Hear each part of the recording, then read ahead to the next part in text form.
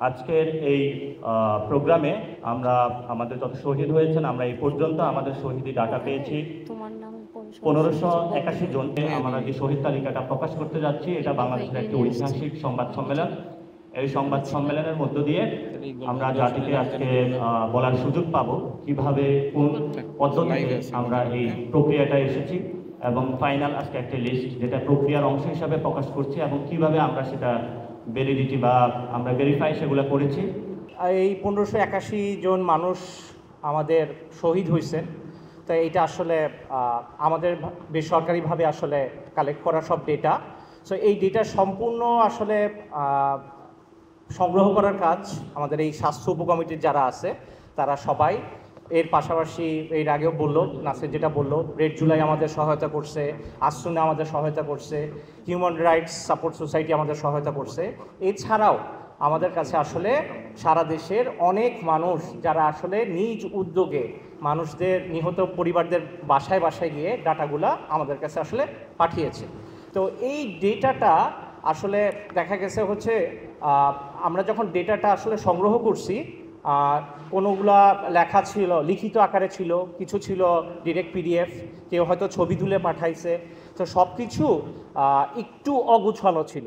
তা আমরা যেটা করছি, আমরা আসলে যেটা একদম আসুন্না প্রথমে যেটা ভেরিফাই করছিল সেটার সাথে বাকি সবার ডেটাটাকে একসাথে কনক্যাট করে তারপর আমরা প্রায় 70-80 জন মানুষ মানে পাশাপাশি বসে এই জিনিসটা আসলে হিউম্যানলি ভেরিফাই করছি। তো এইখানে আসলে প্রত্যেকটা শহীদ ব্যক্তির সব তথ্য পুরোপুরি নাই।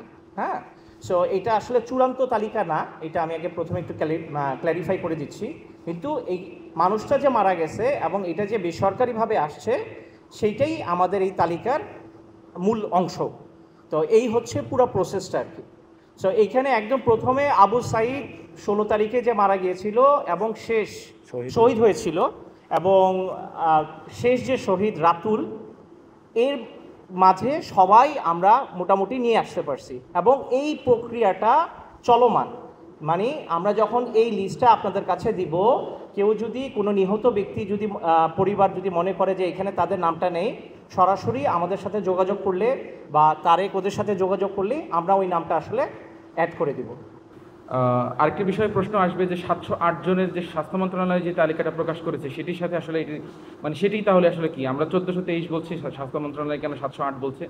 বিষয়টি হচ্ছে স্বাস্থ্য মন্ত্রণালয় যে কাজটি করেছে এখানে A2I গভর্নমেন্টের একটি আপনারা জানেন অঙ্গ, অ্যাক্সেস টু ইনফরমেশন, তারা হচ্ছে একটি তালিকা যেটি MIS এর সঙ্গে মিলে করেছিল, সেটি আসলে জেলা ওয়াইজ ভাগ করে প্রত্যেকটি জেলায় আসলে যে ডিসি মহোদয়কে প্রধান করে যে একটি আপনারা জানেন আহ্বায়ক করে একটি কমিটি করা হয়েছে, যেখানে আমাদের প্রত্যেকটি জেলায় আমাদেরও 2 জন করে প্রতিনিধি, ছাত্র প্রতিনিধি আছেন ওই কমিটিতে।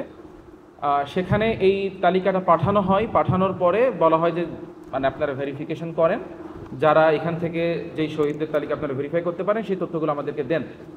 তো সেই তালিকা থেকে যে তথ্যগুলো আসলে ভেরিফাই করা গিয়েছিল সেই তালিকায় কিন্তু 708 জনের, সেটিও কিন্তু আপডেট চলমান। গতকালকে যদি আমি ভুল না করে থাকি আমি 717 দেখেছিলাম সংখ্যাটি, যে আরও 9 জন সেখানে বৃদ্ধি পেয়েছেন। এইখানে কিন্তু হিউজ অ্যামাউন্ট, মানে অনেক অনেক দেখা যাচ্ছে সারা দেশবাসী জানে এমন কিছু শহীদের নামও কিন্তু সেই 708 জনের মধ্যে নেই। এর কারণ হচ্ছে আসলে স্বাস্থ্য মন্ত্রণালয় যেটি হচ্ছে ক্যাবিনেট ডিভিশনে পাঠিয়েছিল, ক্যাবিনেট ডিভিশন মাত্র তাদেরকে 1 দিন সময় দিয়েছিল, অর্থাৎ যেদিন মিটিং সেদিনই হচ্ছে মানে কমিটি গঠন করে সেদিন দুপুরের মধ্যেই হচ্ছে আপনাকে ভেরিফাইড লিস্টটা পাঠাইতে হবে। সো এত কম সময়ের মধ্যে আসলে জিনিসটা সম্ভব না।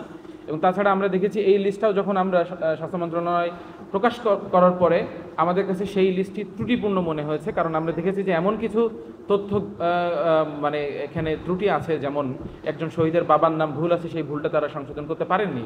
তো এটাই তো আসলে যাচাই বাছাইয়ের কাজ, যে দেখা যাচ্ছে হসপিটালে একজন শহীদ যখন আহত অবস্থায় নিয়ে গেছেন বা হয়তো তিনি ব্রড ডেড, তো হসপিটালে রেজিস্টার করার সময় কিন্তু বাবার নাম হিসাবে যে নিয়ে গেছেন সেই কিন্তু নামটা দিয়ে দিয়েছেন, এমন হয়েছে। সে কিন্তু জানেন না এই মানুষটার বাবার নাম কে।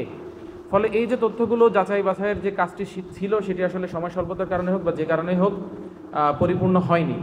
তো আমরা আসলে যেটা করছি সেটি হচ্ছে যে আজকের এই যে লিস্টটি সেটি হচ্ছে এই প্রত্যেকটি জেলা যে আমাদের ডিসি মহোদয়দেরকে আহ্বায়ক করে যে কমিটিটি আছে সেই কমিটির কাছে আমরা পাঠাচ্ছি।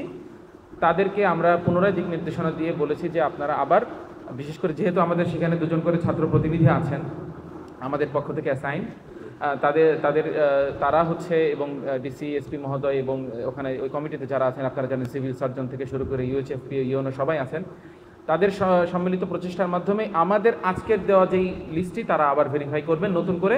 এই 708 জনের তালিকাটি আবার বড় হবে ইনশাল্লাহ, সেখানে আরও ভেরিফাইড হচ্ছে সংখ্যা যুক্ত হবে। ডেটাটা কালেক্ট করেছি সেইখান থেকে আসলে আপনাদেরকে আমরা একটা দিয়েছিলাম যে চোখের যারা আহত, তারপরে হচ্ছে ডিসেবল, কিন্তু আজকে আমরা আহতর যেই আপডেট সেটি আমরা আসলে অফিসিয়ালি দিচ্ছি না। তার কারণ হচ্ছে আমাদের কাজ চলমান, 22,000 থেকে সেই সংখ্যাটা প্রায় 31,000-এ পৌঁছেছে, কিন্তু এখানে ডুপ্লিকেশন আছে, এখানে বেশ কিছু মানে অনেক ডেটা 2বার 3বার করেও এসেছে।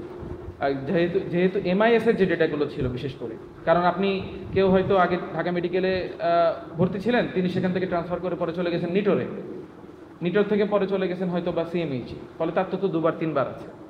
এই কাজটা ডিডুপ্লিকেশনের কাজটা যেহেতু আমাদের শেষ হয়নি, সেহেতু আমরা বলে দিতে পারছি না যে 31,000 আহত, ঠিক আছে। কিন্তু আমাদের কাছে যে ডেটাটি আছে সেটি এখন 31,000 প্লাস, এবং এই ডেটাটি নিয়ে আমাদের কাজ চলছে। আমরা একটি মাইল ফলকে পৌঁছানোর পরই আমরা ইনশাল্লাহ বিস্তারিত তথ্য দিয়ে আমরা আরেকটি প্রেস কনফারেন্স করব যে আমাদের কত ডিসেবল আছে, কত আই ইনজুর্ড আছে, হাত পা কাটা কতজন আছে, বিস্তারিত আপনারা সামনের প্রেস কনফারেন্সে পাবেন ইনশাল্লাহ।